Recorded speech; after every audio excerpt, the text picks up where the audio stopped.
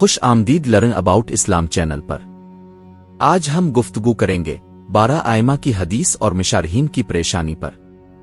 سوال جو ہر مسلمان کے ذہن میں ہے۔ صلی اللہ نے فرمایا، وہ 12 اشخاص کون ہیں جن کا ذکر رسول اللہ علیہ کیا آنے والے خلیفہ کے لیے عادل ہونا ضروری ہے؟ علماء کی تحقیق کی روشنی میں جواب تلاش کریں گے۔ العربی سنن ترمذی کی شرح۔ مشہور فقی ابن العربی لکھتے ہیں، جب ہم رسول اللہ کے خلا کو شمار کرتے ہیں تو یوں پاتے ہیں: مانو ابو بکر، عثمان، عمر، یزید بن معاویہ، مروان بن حکم، عبد الملک، منصور، مروان بن محمد، صفا، سلیمان، عمر بن عبد العزیز، یزید بن عبد المالک۔ 533 ہجری تک 27 اشخاص 12 سے کہیں زیادہ۔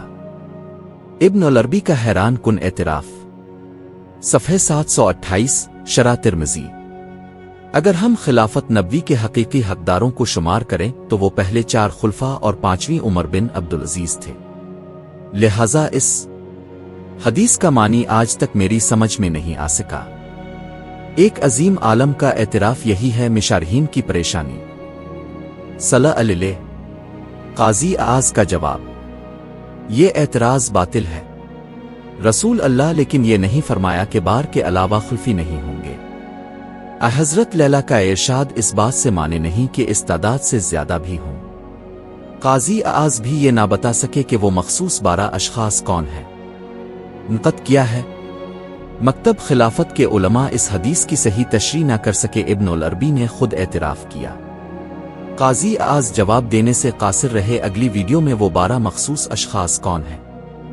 ویڈیو پسند آئی لائک کریں، سبسکرائب کریں، بیل آئیکن دبائیں، اپنے سوالات کمنٹس میں لکھیں، ہم جواب دیں گے۔ علیکم، اللہ حافظ، والسلام علیکم ورحمۃ اللہ وبرکاتہ۔ لائک کریں، سبسکرائب